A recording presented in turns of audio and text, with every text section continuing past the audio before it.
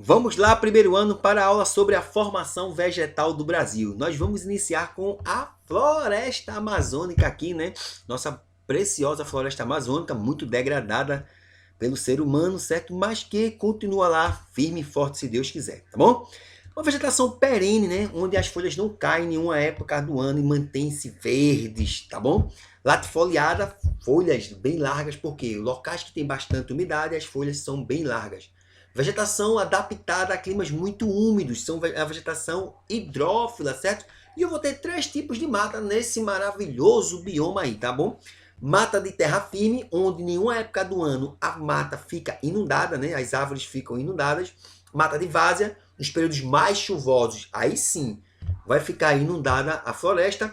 E mata de igapó, que fica durante todo o ano inundada. São essas principais características que nós temos sobre esse maravilhoso bioma da floresta amazônica, muito degradado, né, pela expansão da fronteira agrícola, né, muito degradado pelas queimadas, certo?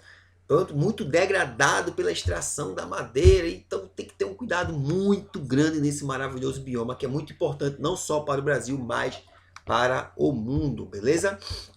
Nós vamos ter aqui a Mata Atlântica, a nossa famosa Mata Atlântica, faixa litorânea do Brasil, bem próxima ali ao Oceano Atlântico, tá bom?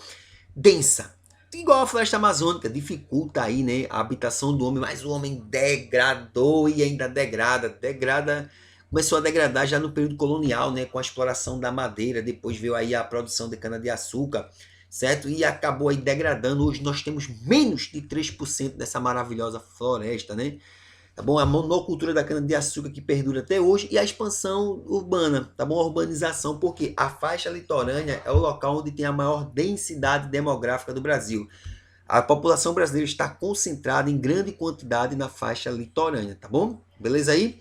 Nós vamos ter aí a Mata dos Cocais, essa maravilhosa Mata dos Cocais, o famoso babaçu, né, o óleo da carnaúba, né, também degradado pela agropecuária, tanto a criação de animais como a exploração agrícola, né, que acaba aí dificultando até a extração, né, de pequenos comerciantes, né, que eles extraem aí da floresta, né, o babaçu das palmeiras, o babaçu para fazer óleo, para fazer a questão de cosméticos e tudo, mas só que a degradação ambiental das grandes corporações, dos grandes latifundiários acaba dificultando isso aí, né? Uma mata de transição, né, vai estar ali na transição, né, a passagem de um tipo de bioma para o outro, né? Como vocês estão vendo aí, Caatinga da Floresta Amazônica e Cerrado, não é que ela tem as características, né, totais, ela vai ter aí na transição, tá bom? Beleza nessa parte aí? Percebam aí que sempre nós falamos sobre o quê? Nós falamos do tipo, né? Certo? A característica da vegetação e como ele foi degradado, tá bom? Como ele está sendo degradado também. Então são essas características que o SSA vão ficar agarrados, tá bom? O tipo, as características e a degradação, né? Como é que o homem aí, vamos dizer assim, a ação do homem nesse bioma, tá bom? Nós vamos ter aqui também, né, para vocês lá em cima, mata de araucária, né? As famosas coníferas, matas dos pinhais, a ciculifoliada, né? Espinhais maravilhosos. A ciculifoliada é porque lá a umidade não é tão grande igual nós temos aí na floresta amazônica e nós temos aí na questão da Mata Atlântica. Então vai ter uma árvore que vai ter folhas como se fossem flechas, um pouco mais finas, porque para se adaptar a essa questão de não ter uma grande quantidade de umidade, tá bom? Degradado pela expansão, né, pela extração aí da madeira, porque árvores de caule muito retos, ótimos para a indústria madeireira, né? Formação de pasto também, né, para a criação de animais. A agricultura vai estar aí degradando em todos os biomas, né? E a instalação de indústrias até pouco tempo, né? Para poder desenvolver a área, houve a instalação dessas indústrias e tiveram que ter terrenos, né? Então foi degradado demais a mata das araucárias, né? Nós vamos ter a caatinga aí, né? Como vocês podem ver, já coloquei uma imagem com esse solzão aí para já identificar que o clima semiárido, né? Quente e seco, né? Eu vou ter aí rios intermitentes, rios que secam durante os períodos mais secos, né? Então dificulta muito aí essa questão do acesso à água, tá bom? Vegetação xerófita, vegetação adaptada a climas quentes e secos, ou seja, lembra que eu falei para vocês, menor umidade, menor vai ser a folha. No caso aí da caatinga, vou ter a vegetação vai ser folhas bem pequenas, né? O caule coberto por uma cera para se proteger dessas altas temperaturas aí.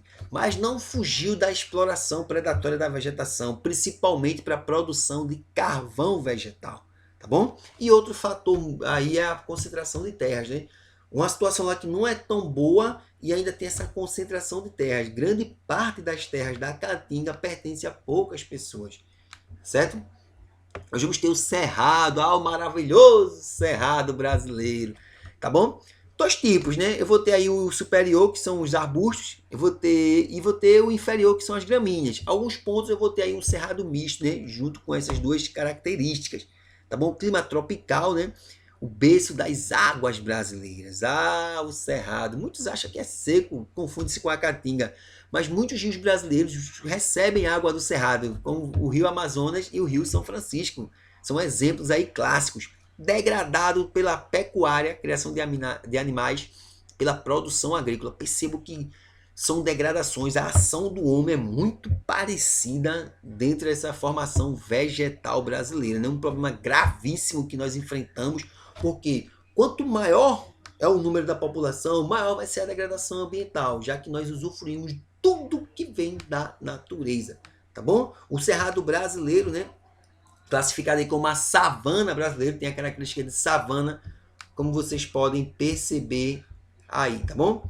E por fim, primeiro ano, nós vamos ter aqui essas duas formações vegetais. A primeira, os campos, né, ou chamados de famosos pampas, né? Clima subtropical lá no sul do país, né? Temperaturas muito baixas, né? Então, nos campos eu vou ter um relevo um pouco ondulado, que nós chamamos de coxilhas, né? Para não confundir com planícies. E eu vou ter coberta aí uma vegetação de pradaria, uma vegetação de gramínea, né? Adaptadas ao frio. Também degradado pela questão da agricultura e da pecuária, né? Vamos dar destaque aí para a produção de arroz, né? A risicultura irrigada lá nesses campos. O relevo é muito favorável para a criação de animais e para a agricultura, já que ele não tem um grande desnível, né? Não tem relevos de grande altitude, tá bom? E por fim, o famoso Pantanal brasileiro, né? Heterogêneo, ele vai ter aí várias características de vários biomas do Brasil, né? Muito rico em biodiversidade. Só que ele vai ter um verão quente e úmido e um inverno seco. Nos períodos que a chuva diminui, então todas essas lagoas que vocês estão vendo aí, vocês não vão ver nenhuma, certo? Então aí é o momento que aproveita para poder fazer aquela passagem do gado, né? Que nós vimos muito bem. E é o momento também que o agronegócio se aproveita para poder eliminar esses pontos aí, para poder ter uma maior concentração de terras. Isso dificulta bastante. Tem muita água no Pantanal, então favorece bastante. Só que eles fazem assim obras, tá bom, específicas, mudanças, né, modificações para poder se adaptar ao agronegócio. O agronegócio degrada bastante. Mas o Pantanal é heterogêneo, é o único bioma que vai ter aí, a única formação vegetal do Brasil que vai estar aí abraçando várias outras formações. Então é muito importante a proteção desse tipo de vegetação, não só dele, mas como de todas as outras. Então preste bem atenção aí primeiro ano nessa questão da formação vegetal do Brasil. Você tem que saber qual é a formação, a característica da vegetação e como é a atuação do homem. Esses 3 pontos.